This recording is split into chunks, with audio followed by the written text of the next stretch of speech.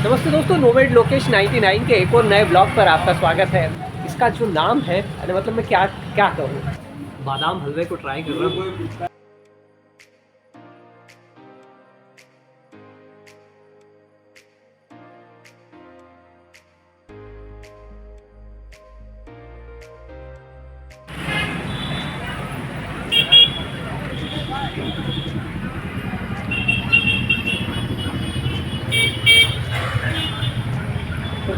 और दोस्तों 1961 में यह शॉप स्टार्ट हुई थी। तब शायद यहाँ पर केवल कुछ ट्रेडिशनल पारंपरिक व्यंजन बनते थे, जिसमें कि सेव होती थी, नुक्ती होती थी और रबड़ी कह लीजिए, कलाकंद कह लीजिए। बाद में यहाँ रतलामी पेठा, जो कि सिर्फ धार और रतलाम में बनता है, वो भी बनने लगा। लेकिन यदि आज बात की जाए तो यहाँ नमकीन और मिठाई की कंप्लीट श्रृंखला मिलती है। और यदि स्वाद की बात करें तो धार में आप किसी से भी पूछ लीजिए, हर किसी की जुबां पर जो सबसे पहला नाम आएगा स्वाद की इस परंपरा के लिए, तो बम बम का नाम आएगा। और वैरायटी की बात करें तो आप यहाँ पर डिस्प्ले में देख ही रहे हैं, सभी तरह की वैरायटी आपको मिल जाती है। चाहे फिर आप मावा में पसंद करें, चाहे फिर आप ड्राई फ्रूट्स में पसंद करें। अभी जब मैं अंकित जी से बात कर रहा था, जो कि तीसरी पीढ़ी है संचालक द्वय में, तो उन्होंने मुझे बताया कि उन्होंने हाल ही में पिछले कुछ सालों में अखरोट का हलवा और कुछ नई डिशों के साथ भी एक्सपेरिमेंट किया है। लेकिन यदि नमकीन की बात करें तो उनका कहना है कि आज भी जो उनके दादाजी के समय से जो माप चल रहे हैं, यानी कि मेज़रमेंट चल रहे हैं, आज भी वही अपनाए जाते हैं। उसी मात्रा में मसालों को मिलाया जाता है, जिसके चलते जो बम बम की सेव है वो आज भी बम बम गुरु की सेव ही कहलाती है और उसी फ्लैगशिप पर काम करती है। और यह है इसका एक कंप्लीट ओवरव्यू। क्योंकि मुझे शूट करना था और व्लॉगिंग में मैं हमेशा ये चाहता हूँ कि एक ऐसे समय जाऊँ जब थोड़ा सा कम भीड़ मिले मुझे, ताकि शूटिंग में इतना ज़्यादा प्रॉब्लम ना हो, ना मुझे ना संचालक को। इसके चलते अभी थोड़ा सा यहाँ भीड़ कम है, लेकिन आप रश आवर में आएंगे तो आपको यहाँ हमेशा भीड़ मिलेगी। नमस्ते दोस्तों, नोवेड लोकेश 99 के एक और नए ब्लॉग पर आपका स्वागत है। मैं घूम रहा हूँ इस समय फ़िलहाल मालवा की नगरी धार में। धार जो कि राजा भोज की नगरी रही है, जिसका अपना एक ऐतिहासिक और धार्मिक महत्व तो है ही, साथ ही स्वाद की जो परंपरा है वो यहाँ पर मालवा से संचालित होती है। जी हाँ, मालवा का जो टेस्ट है वो पूरे भारत में उसकी ख्याति है। पूरा भारत, मालवा पूरे भारत में जाना जाता है अपने स्वाद के लिए। और इंदौर की तो बात ही क्या कहें। तो उसी कड़ी में यदि आप इंदौर से यदि आप अपना इंदौर टूर प्लान करते हैं तो धार टूर को ज़रूर प्लान करिए। क्योंकि इसमें आप मांडव को कवर कर लेंगे, यहाँ पर जो मोहन खेड़ा है उसे कवर कर लेंगे, तो साथ ही जो अमझेरा, जो कि अमीझरा भी कहलाता है, आप चाहें तो उसे भी कवर कर सकते हैं। तो कुछ ऐतिहासिक महत्व की चीज़ें हैं, कुछ धार्मिक महत्व की चीज़ें हैं, और साथ ही यदि आप स्वाद के दीवाने हैं तो यहाँ का जो पारंपरिक स्वाद है उसे भी टेस्ट जरूर करिए। तो उसी कड़ी में मैं आपको लेकर आया हूँ 1961 में जो स्टैब्लिश हुई थी शॉप बम बम गुरु, बम बम की शॉप। इसका जो नाम है मतलब मैं क्या कहूँ, अभी जब मैंने साइन बोर्ड पर देखा तो वहाँ पर सिर्फ नाम था बम बम। और इस बम बम की क्या कहानी है वो भी आपको मैं कुछ ही देर में बताता हूँ। और दोस्तों अब मैं आपको बताता हूँ कि ये जो शॉप है इसका नाम बम बम क्यों पड़ा। ये जो सामने आपको पिक दिखाई दे रहा है, ये जो इनके संस्थापक हुए हैं प्रहलाद जी उपाध्याय, उनका है। और ये एक अखबार में छपा हुआ पिक्चर है, जिसमें उन्होंने ये जो दंड है वो लिया हुआ है। वास्तव में ये भगवान भोलेनाथ के बड़े भक्त हुआ करते थे, और जब तब उनके नाम से बम बम निकला करता था। और ये जो सारे जो प्रतीक हैं, ये जो सारे सिंबल हैं, ये भगवान शिव के, भोलेनाथ के रूप में उसके सामने दिखाई दे रहे हैं। और इनकी जो पुरानी शॉप होती थी वो धान मंडी में होती थी, और उस समय वहाँ पर सेव नमकीन बनता था। और जो उस समय ट्रेडिशनल जो मिठाइयाँ लाइक रबड़ी कह लीजिए, पेठा कह लीजिए, पेड़ा कह लीजिए, वो बनती थी। तो कुछ यह वजह है इनके इस शॉप के नाम की। और मैं सोचता हूँ कि शायद इंडिया में ये पहला नाम होगा जो बम बम नाम से किसी शॉप्स का नाम हो। जहाँ तक मेरे ध्यान में पड़ता है कि मैंने अभी तक तो कहीं देखा नहीं कि कोई शॉप का नाम बम बम हो। तो लेकिन एक यूनिक नाम के बाद भी, एक जिसे कहें कि अनकॉमन नाम के बाद भी, दुकान की जो लिगेसी है, दुकान का जो पहचान है वो अपने आप में विशिष्ट है। और दोस्तों एक चीज़ और बताना चाहूँगा कि पीछे मेरे अंकित जी दिख रहे हैं। अंकित जी ने मुझे बताया कि जो उनके दादाजी होते थे प्रहलाद जी, तो धार में जो कावड़ यात्रा निकालने का श्रेय है वो भी उन्हें ही जाता था। और वहीं से, चूँकि वो भोलेनाथ के भक्त थे और बम बम उनका उपनाम होता था, तो उसी उसी नाम से ये दुकान चल रही है। इसके बाद निरंजन जी और दिनेश जी ने इस दुकान की कमान संभाली और फ़िलहाल तीसरी पीढ़ी के अंकित जी हैं जो मेरे पीछे आपको दिखाई दे रहे हैं। ये फ़िलहाल संचालित करते हैं और इन्होंने काफ़ी सारा इनोवेशन भी किया है, जहाँ तक मुझे ध्यान पड़ता है। क्योंकि धान मंडी में इनकी पारंपरिक एक छोटे रूप में दुकान होती थी, लेकिन आज यदि आप देखें तो त्रिमूर्ति चौराहा पर, जी हाँ, मैं आपको लोकेशन बता दूँ इस दुकान की कि जब आप इंदौर से धार की ओर आते हैं तो त्रिमूर्ति चौराहा, ठीक त्रिमूर्ति चौराहे पर यह शॉप पड़ती है, लेफ्ट हैंड पर। तो यदि आप अपने धार के सफ़र पर हैं, धार के टूर पर हैं, यदि आप मांडव आते हैं तो धार को विज़िट करना मत भूलिए। क्योंकि धार जाना जाता है भोजशाला के लिए, धार जाना जाता है अपने आश्रम के लिए, धार जाना जाता है गढ़कालिका मंदिर के लिए, और धार जाना जाता है राजा भोज के लिए। जी हाँ, करीब 1000 साल पुराना इतिहास, एक और इतिहास की ढेर सारी चीज़ों को अपने अंदर समेटे हुए है यह धारा नगरी। तो मांडव आए तो धार को मिस मत करिए, एक दिन का अपना टूर बनाइए। और इस टूर में यदि आप स्वाद के रसिक हैं, यदि आपको लगता है कि इंडिया का जो भी बेस्ट टेस्ट है वो टेस्ट करना चाहिए, तो बम बम शॉप को भी मिस मत करिएगा। और क्योंकि जब मैं इतनी तारीफ़ कर रहा हूँ तो अंकित जी से ही पूछता हूँ कि उनकी शॉप के क्या खासियत है, क्या ख़ास है, और साथ ही कुछ चीज़ों का रिव्यू भी करते हैं। और दोस्तों फ़िलहाल मेरे साथ जो दुकान के संचालक हैं अंकित जी, जो कि तीसरी पीढ़ी के हैं, वो दिखाई दे रहे हैं। अंकित जी, क्या क्या चीज़ बम बम को बम बम बनाती है? एक तो वो बहुत बड़े भोलेनाथ के भक्त थे। जी जी। उनके सभी मित्र उनको बम बम गुरु ही बोलते थे। अच्छा अच्छा। और दूसरा वो ये जो सेव उन्होंने शुरू करी थी, रतलाम से आए थे वो यहाँ पे। जी जी जी।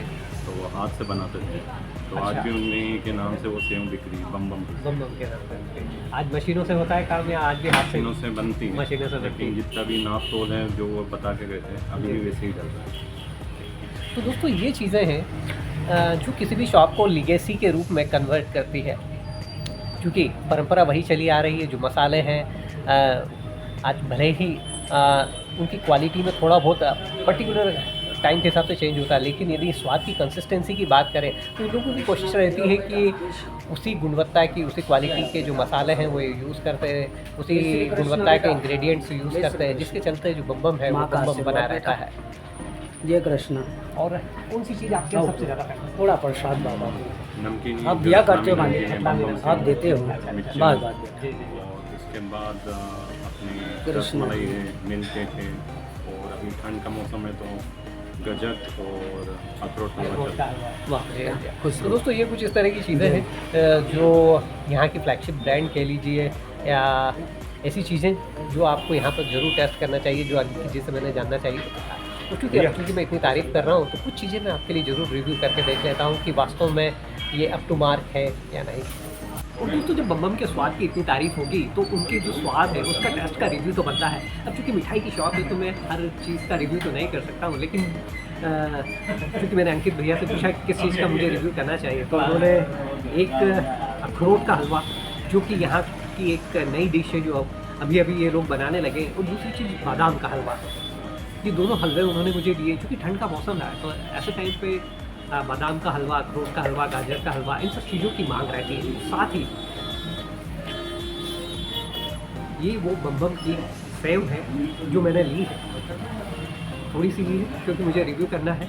और आज चूँकि दिन भर रिव्यू का दौर चलेगा, और मैंने जिस तरह से आपसे पहले ही कहा है कि चूँकि मैं इतना फूडी नहीं हूँ, लेकिन चूँकि टेस्ट अच्छा करता हूँ, रिव्यू अच्छा करता हूँ, उस वजह से आपको रिव्यू कर तो ज़रूर बताता हूँ।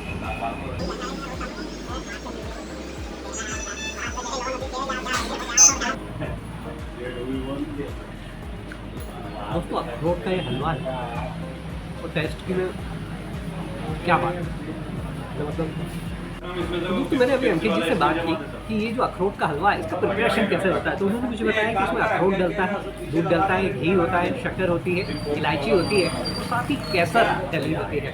और यदि बादाम के हलवे की बात की जाए तो बाकी सारे इंग्रेडिएंट्स इसमें रहते हैं, सिर्फ दूध इसमें नहीं डलता है, बाकी घी भी रहेगा, पिसी हुई बादाम रहेगी, केसर रहेगी, इलायची रहेगी। तो इस तरह से टोटल जो प्योरिटी है वो इन्हें अप टू मार्क बना देती है। और जब ये गर्म गर्म आपके मुंह में आता है, इसके स्वाद का कोई तोड़ नहीं। मैंने रतलाम में भी मिठाइयाँ खाई। रतलाम से यदि 21 नहीं पड़ेगा तो रतलाम से 19 भी नहीं पड़ने वाला है। और रतलाम में जो एक रतलामी पेठा होता है वो सिर्फ 2 जगह पर ही आपको मिलने वाला है। एक रतलाम में मिलेगा, एक धार में मिलेगा। फिलहाल यहाँ पर बनना बंद हो गया है, लेकिन निरंजन जी बता रहे हैं कि जल्दी उसे भी शुरू करेंगे। उसका भी एक अपना टेस्ट होता है, उस पर शक्कर चढ़ी होती है और जब आप उसे खाते हैं तो उसके खाने का मज़ा ही अलग होता है। तो दोस्तों, जब मैं बादाम हलवे को ट्राई कर रहा हूँ यह भी उतना ही मज़े है। बड़ा मुश्किल हो रहा है कि बादाम को ज़्यादा पसंद करूँ या अखरोट को, लेकिन यदि मार्केट देने की बात होती तो मुझे पर्सनली अखरोट का हलवा ज़्यादा अच्छा लगा है। ये choice to choice, person to person differ हो सकती है, लेकिन दोनों क्वालिटी के मामले में कहीं किसी तरह का कोई समझौता नहीं है।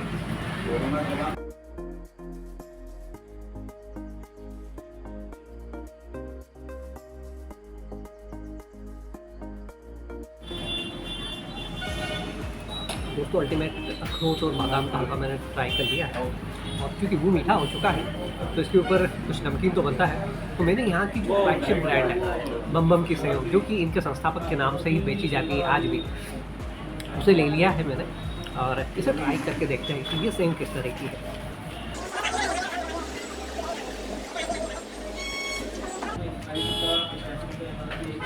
दोस्तों, ये बिल्कुल दूसरी सेव है, इसमें कड़कपन आपको बिल्कुल नहीं मिलने वाला है। लौंग और हींग का स्वाद अलग ही आप पहचान जाएंगे कि दोनों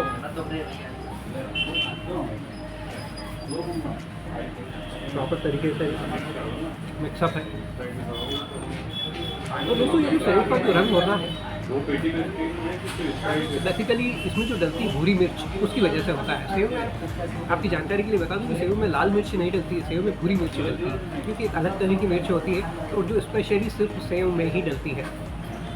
और यदि सेव की ओरिजिन के बाद बात करें कि सेव का इजाद कैसे हुआ, चाहे तो आप मेरी उस कहानी जो रतलाम में गोवर्धन की जो सेव है उस दौरान भी मैंने आपको बताया है, चाहे तो आप इस व्लॉग में सुन लीजिए कि जो सेव है वास्तव में आटे की सिवैयाँ से इसका इजाद हुआ था। सबसे पहले रतलाम के आसपास जो आदिवासी जो ट्राइब हुआ है उन्होंने उस समय, क्योंकि जो मुस्लिम शासक थे तो वहाँ से जब गुजरे, क्योंकि उन्हें सिवैयाँ खाना थी, सिवैयाँ तो नहीं बन पाई लेकिन आटे की सेव बन गई थी। और बाद में जो सेव धीरे धीरे कन्वर्ट होकर बेसन की सेव के रूप में कन्वर्ट हो गई। और आज पूरे भारत में यदि सेव की बात करें तो रतलामी सेव के रूप में बेची जाती है। पूरे भारत में सेव को खाया जाता है, पसंद किया जाता है। जब आप इसे थोड़ा सा ज़्यादा खाते हैं तो इसका जो तीखा स्वाद है धीरे धीरे आपको पता लगेगा। और साथ ही इसके अंदर का जो लौंग और काली मिर्च है उसकी वजह से आपको पसीना भी आने लगेगा। ठंड का मौसम है लेकिन मुझे यहाँ पर हल्का सा पसीना आने लगा है। तो ये ओरिजिनल इंग्रेडिएंट्स की पहचान होती है। तो दोस्तों, यदि बम बम स्वीट्स पे मिठाई और नमकीन के रेट्स की बात करूँ तो यहाँ करीब 440 रुपये से लेकर तो 1600 रुपये किलो तक की मिठाइयाँ मिलती है। और यदि नमकीन की बात करें तो 240 रुपये से लेकर 400 रुपये किलो तक का नमकीन अवेलेबल होता है। दोस्तों, नोमेड लोकेश 99 के इस ब्लॉग पर फिलहाल बस इतना ही। यदि आपको मेरा ये ब्लॉग और बम बम की मिठाइयाँ और नमकीन पसंद आया हो तो प्लीज़ इसे लाइक और शेयर करना मत भूलिएगा। और यदि अभी तक आप मेरे चैनल नोमेड लोकेश 99 पर नए हैं और आपने अभी तक इसे सब्सक्राइब नहीं किया है तो प्लीज़ इसे सब्सक्राइब कर लीजिए, क्योंकि अगले कुछ साल बेहद मज़ेदार गुजरेंगे। अपने ब्लॉगिंग के सफ़र पर मैं जहाँ जहाँ जाऊँगा आपके लिए फिल्मिंग करूँगा, वीडियोग्राफी करूँगा और आपके लिए बेस्ट टेस्ट को, जो कि इंडिया का बेस्ट टेस्ट है, उसे कवर करने की कोशिश करूँगा।